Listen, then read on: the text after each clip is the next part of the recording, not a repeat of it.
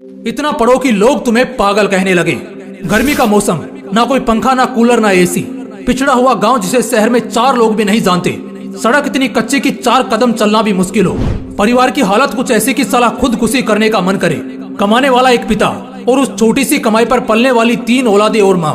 रात ढल रही थी। पूरा गांव एकदम गर्मी से परेशान, इस करवट से उस करवट, बस करवटें बदलकर अपनी नींद पूरी कर रहा था। लाइट्स तो छोड़ो, एक मोमबत्ती का होना भी मुश्किल था। लेकिन तभी उसी गांव के एक झोंपड़े के मकान में एक छोटी सी लालटेन जल रही थी, जिससे कुछ 3 मीटर दूर एक जवान लड़का पसीने से भीगा हुआ अपनी किताबों को रटे जा रहा था।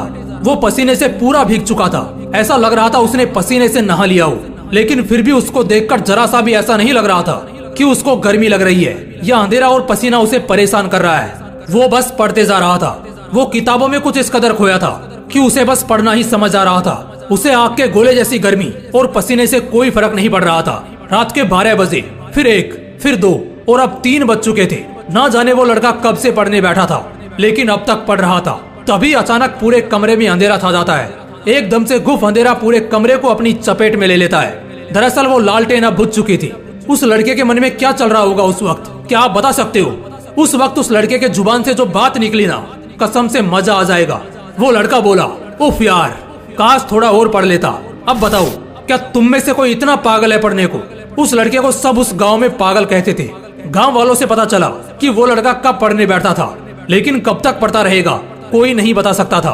बल्कि उसको खुद भी याद नहीं रहता था कि वो कितनी देर से पढ़ रहा है। हाँ, मानता हूँ ऐसे किस्से बड़े कम ही सुनने और देखने को मिलते हैं, लेकिन जब भी मिलते हैं कसम से दिल में आग लगा देते हैं। इतना पढ़ने वाला लड़का पता है आगे क्या करता है?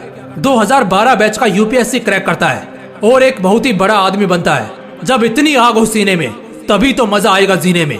मैं कहता हूँ उस हालात से लड़कर, संघर्षों से भिड़कर जब एक गरीब और अनाथ लड़का बड़े सपनों को पूरा कर सकता है, तो फिर तुम क्यों नहीं? अगर दिल में आग लगी हो ना, तो एग्जाम फॉर्म के वो 500 रुपए तुम्हें नहीं रोकने वाले। उन गरीब लड़कों के पास फॉर्म भरने तक के पैसे नहीं होते हैं, लेकिन दिल में आग होती है और वही आग उन्हें ताज दिलवाती है।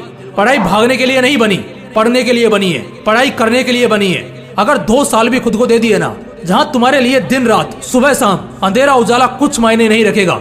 मायने रखेगी तो सिर्फ एक चीज कि बस बहुत हो गया, अब सिर्फ और सिर्फ पढ़ना है। चाहे कुछ भी हो जाए, बस पढ़ना है। वैसे इसके लिए खुद को उकसाना नहीं है और ना कोई जबरदस्ती करनी है। बस अपने दिमाग को और अपने मन को समझाना है पढ़ने के लिए।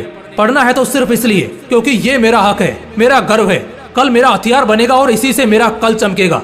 अगर दिमाग में 4 पैसे का ज्ञान नहीं होगा ना, तो अपने खुद के बच्चे भी इज्जत नहीं करेंगे।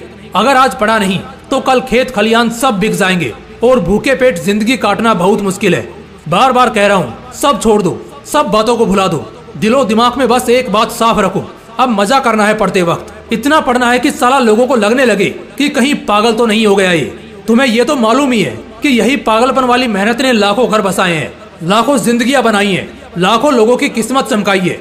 अगर उस बुलंदी पर पहुंचना ही सिर्फ एकमात्र मकसद होगा ना, तो कसम से वो तुम्हें झक मार कर मिलेगा। लेकिन उन सबसे पहले, उस उजाले के कल से पहले आज तुम्हें पढ़ना होगा। इतना पढ़ना होगा, इतना पढ़ना होगा कि किताबें तुमसे थक जाएं, लेकिन तुम्हारा हौसला ना थके।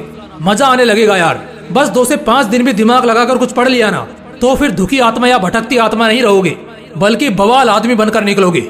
अगर दिल में आग लगी हो तो वीडियो को लाइक और शेयर करना, और अगर चैनल को अभी तक सब्सक्राइब नहीं किया है तो सब्सक्राइब करके बेल आइकन भी जरूर प्रेस कर लेना। मिलते हैं इसी तरह की एक और बवाल वीडियो में। तब तक मस्त रहो और आग लगाते रहो। जय हिंद, जय श्री कृष्णा।